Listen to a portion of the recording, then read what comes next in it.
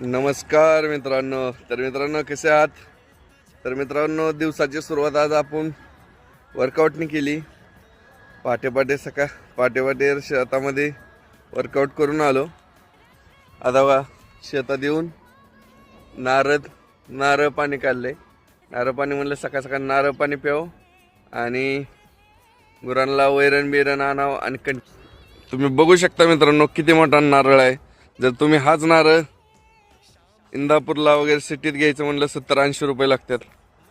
पण वडिलांच्या कृपेमुळे आम्हाला घरीच भेट.